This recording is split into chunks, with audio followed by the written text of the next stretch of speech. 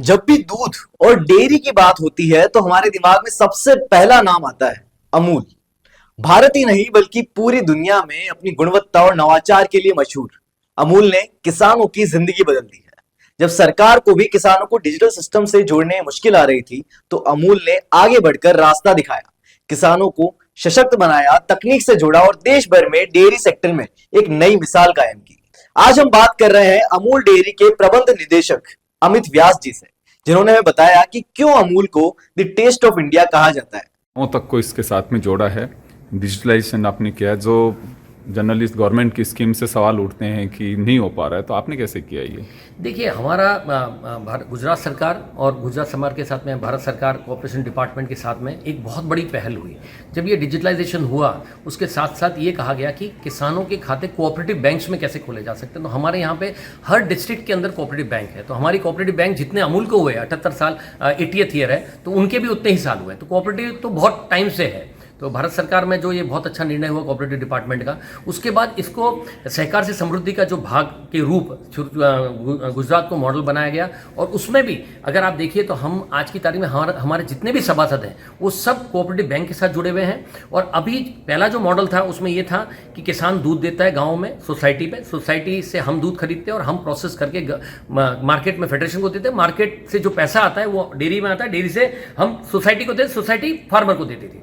अब जो नया मॉडल है उसमें ये कर रहे हैं कि डेयरी से हम कैसे डायरेक्टली हम फार्मर को पैसा दे सकें, उसके ऊपर भी काम चल रहा है और वो मॉडल सक्सेसफुल हो चुका है। और सबसे अच्छी बात यह है कि गांव में बैंक मतलब किसान के खाते में आपने पैसा डाल दिया पर उसको पैसा लेने के लिए बैंक में नहीं जाना पड़े, उसकी वजह से सीएमएस सर्विस हमारे डिस्ट्रिक्ट के अंदर पूरी CMS service district cooperative bank जो है वो वहां तक पहुंचा रही है। और किसान को जिस दिन उसका दूध का पेमेंट मिला है हमारी तरफ से उसके खाते में, उस दिन वो वहां पे पेमेंट वहां पहुंच जाता है और वो पैसा अपने गाँव में ले सकता है।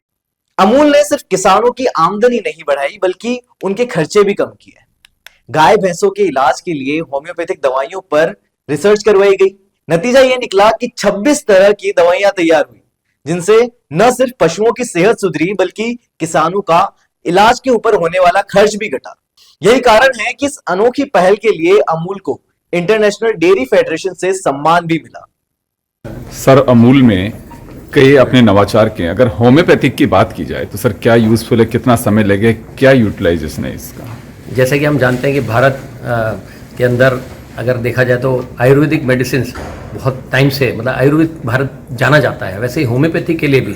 और सबसे अच्छी चीज़ होम्योपैथी की यह है कि इसके कोई साइड इफेक्ट्स नहीं होते। तो हमने ये सोचा कि अमूल में क्यों नहीं एंटीबायोटिक का यूसेज कम किया जाए और उसके ऊपर होम्योपैथी पर डेवलपमेंट किया जाए। तो काफ़ी सारी रिसर्च करने के बाद में हमने लगभग 26 प्रकार की ऐसी दवाएँ बनाई जिसकी वजह से किसान को फ़ायदा हो सके, एनिमल को गाय या भैंसों को फ़ायदा हो सके। और उसमें से अभी हम 21 पेटेंट्स फाइल कर चुके हैं। और खुशी की बात यह है कि इसकी हमने मैन्युफैक्चरिंग फैसिलिटी यहाँ आनंद में कंजरी में ही लगा दी है।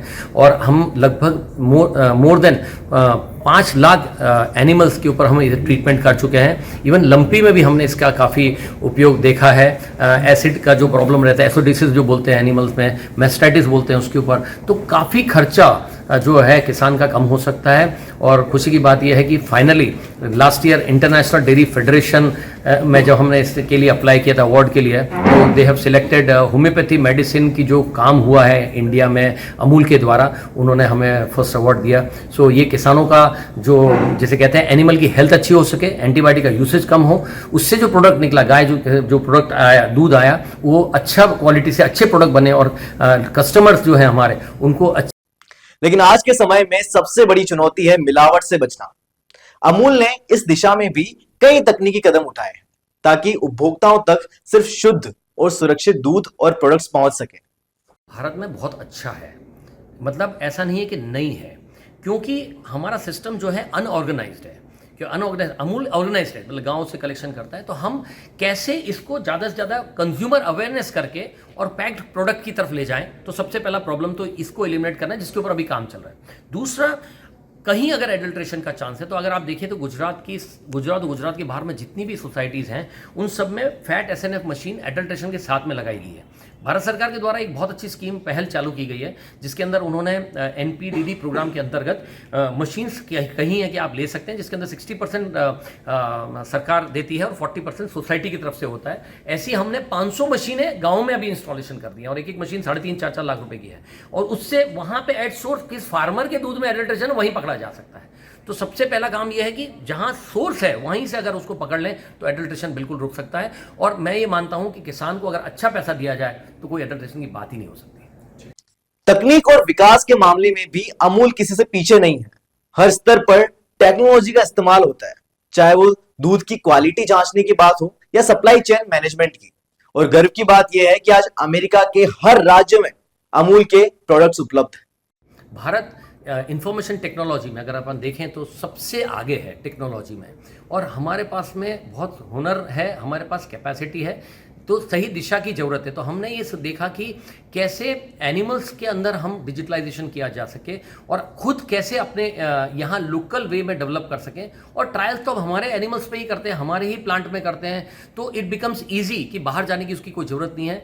और अगर आपको किसी चीज़ की प्रोसेस पता है तो टेक्नोलॉजी हम आराम से इंडिया में डेवलप कर सकते हैं। जैसे हमने आपको बताया कि थॉइंग मशीन की टेक्नोलॉजी काम करी, डिजिटल गन हमने डेवलप किया, हमने इंडिजीनियस जैसे पेपरलेस ऑर्गेनाइजेशन थ्रू डिजिटलाइजेशन करने की कोशिश की, हमने टैंकर के पीछे के सिस्टम्स डेवलप किए जिसकी वजह से पारदर्शिता बढ़ सके और क्वालिटी प्रोडक्ट आ सके, रास्ते में कोई चोरी नहीं हो सके।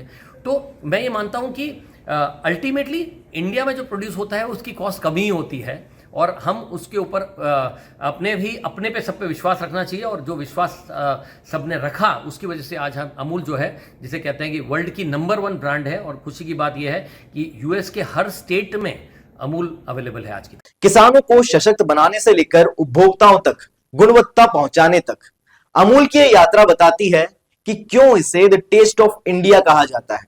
और जैसा कि अमित व्यास जी ने बताया, अमूल सिर्फ एक ब्रांड नहीं बल्कि किसानों और उपभोक्ताओं के बीच भरोसे की डोर है।